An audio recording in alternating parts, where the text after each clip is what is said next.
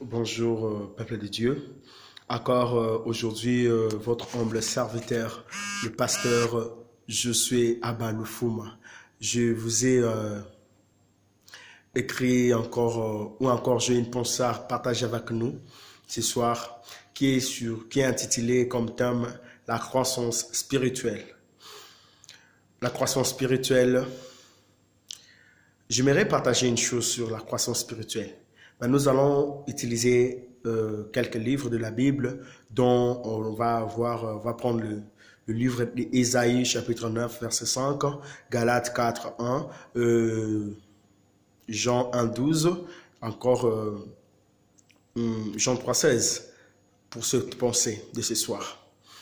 J'aimerais nous faire comprendre d'abord une chose, mais avant de tout parler, avant de faire tout, j'aimerais qu'on fasse une petite prière, même de 30 secondes à 1 minute, pour dédier tout entre les mains de Dieu et laisser tout entre ses bel et bien saintes mains.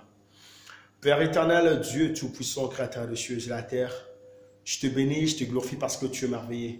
Merci parce que tu as encore parlé, merci parce que tu continues à nous faire grâce et ta main continue à se manifester dans nos vies.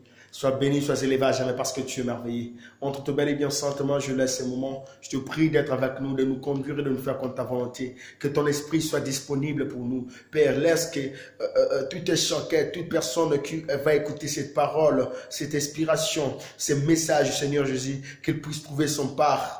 Pour trouver sa part dans ces messages, oh Dieu, que ton esprit soit avec nous, conduis-nous et laisse que nos cœurs soient comme des terres fertiles afin de recevoir cette sémence qui est ta parole et que cette sémence puisse donner des fruits.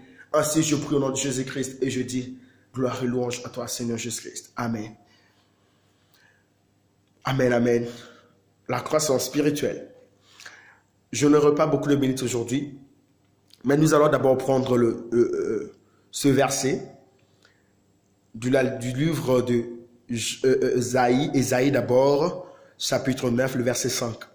Là où la Bible dit, je vais prendre juste le parti A. Car un enfant nous est né, et un fils nous est donné. Alléluia. Car un enfant nous est né et un fils nous est donné. Je me suis dit, ce verset parle de Jésus-Christ. Je me suis dit, Seigneur, pourquoi cette différence entre un enfant et un fils?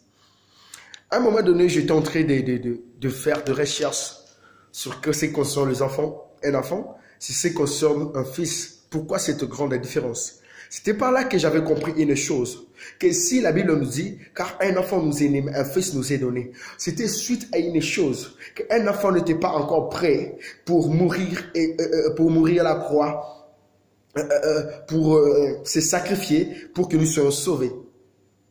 Je donne un exemple d'un enfant et un fils. Un enfant est un être, autrement dit, inconscient. Et un fils est un être conscient du bien et du mal. La Bible est en train de nous parler sur l'enfant Jésus. Et la Bible est en train de nous parler du fils Jésus-Christ de Nazareth, fils de Dieu. Au début, Jésus était comme un enfant. Il était là. Les gens pouvaient le voir. Les gens pouvaient voir Jésus en train de parler. Les gens pouvaient écouter Jésus en train de parler depuis l'âge de 12 ans, car il était encore un enfant.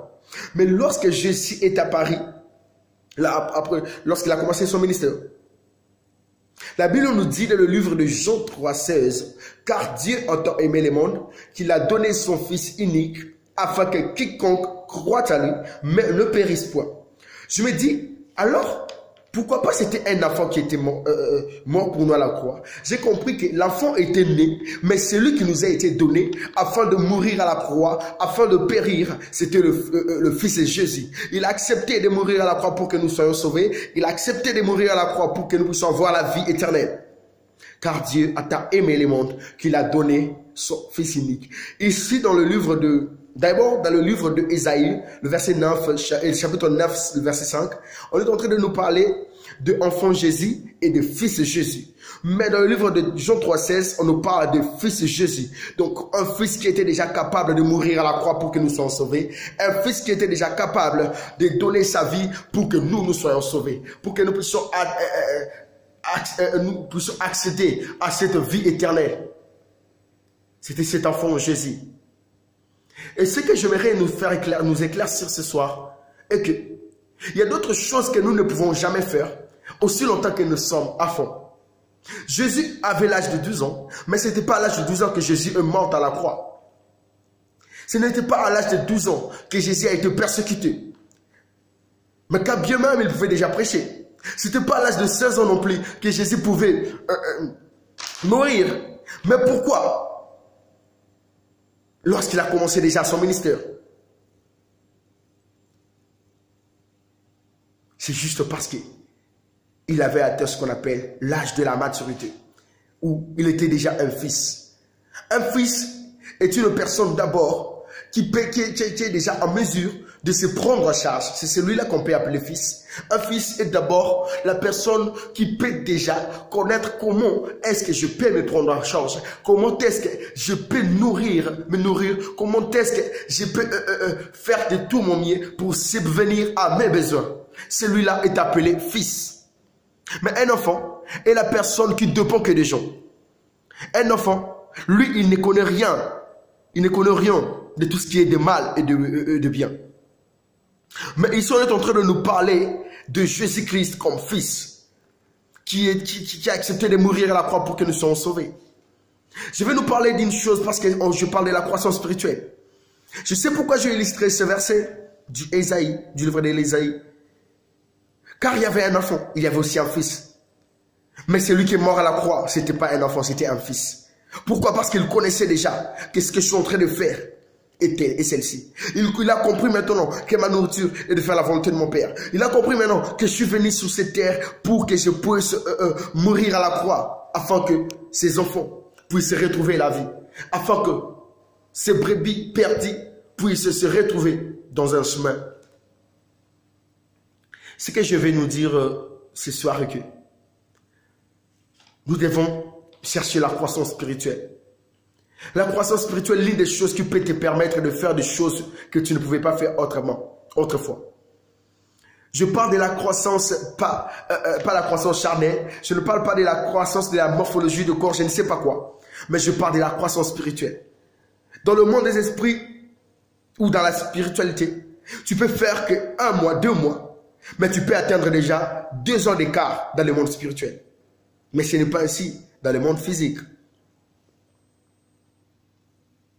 Comment d'abord chercher à grandir spirituellement? C'est en cherchant Dieu, c'est en restant dans ses paroles, c'est en priant jour et nuit, comme la Bible nous dit. Que là, au moins, on peut maintenant commencer à vivre une vie de grande personne.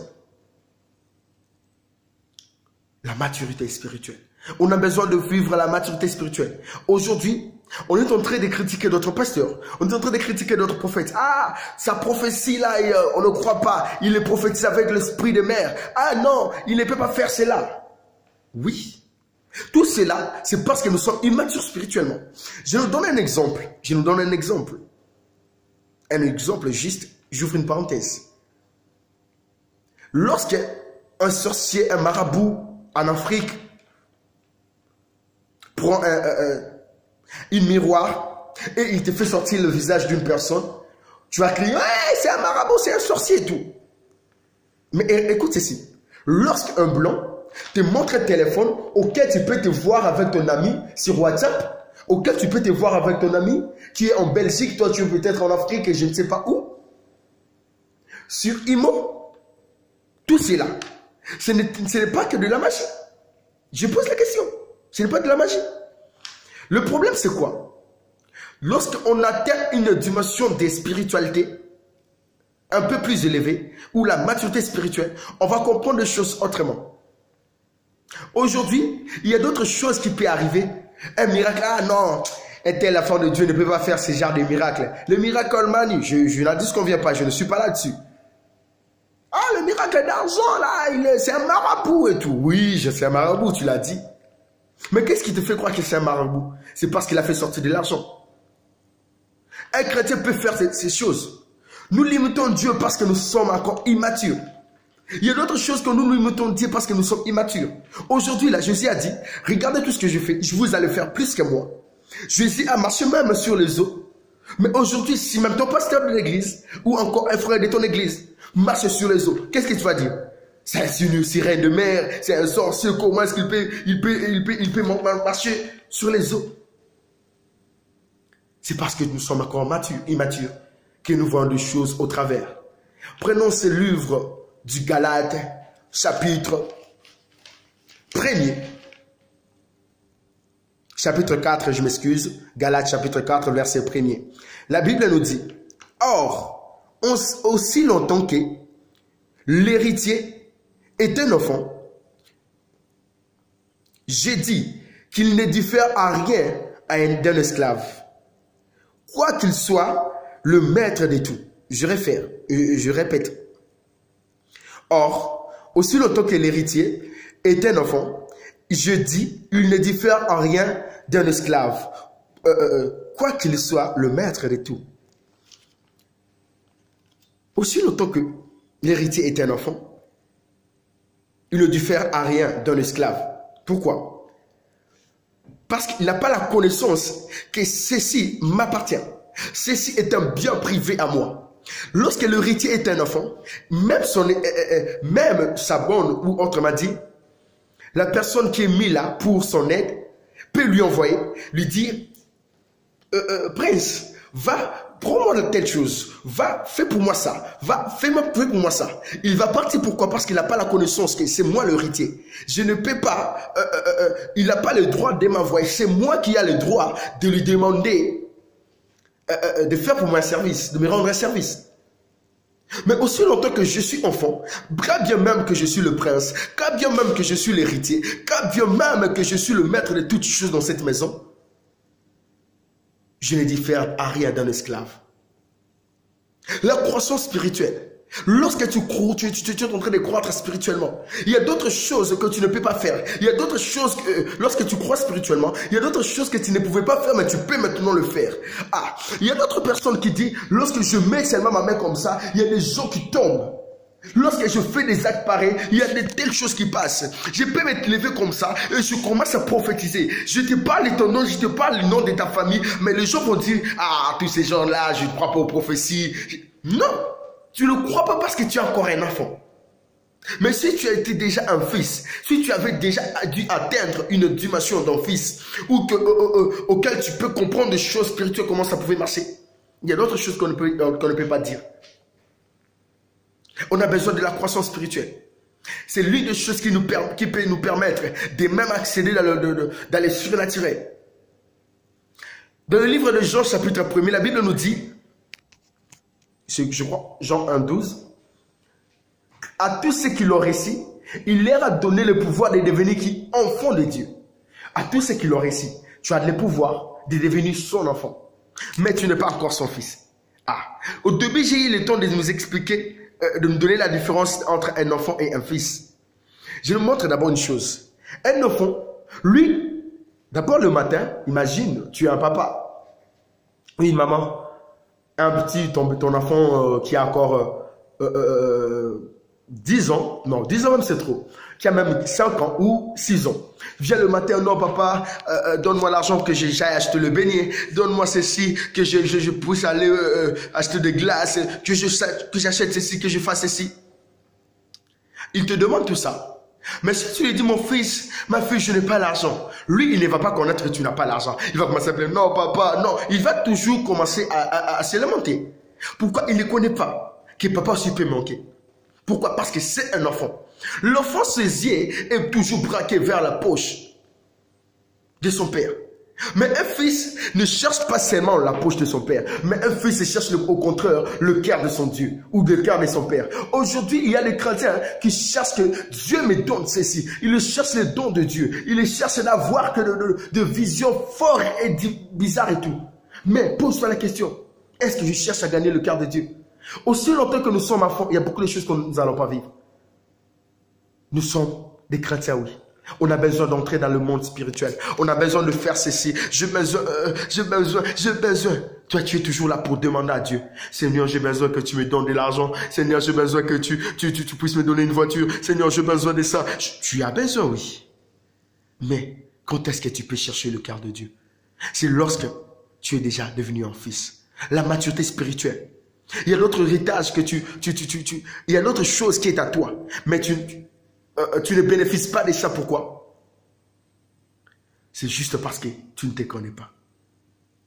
Un héritier, quand bien même la voiture est à moi, mais l'esclave peut me dire, va, arrange cette voiture, va, nettoie la voiture. Mais aussi longtemps que je suis enfant, je peux aller, je commence à nettoyer et je plaire. Il y a d'autres choses qu'on plaire aujourd'hui parce que nous sommes encore des enfants. Il y a d'autres choses qu'on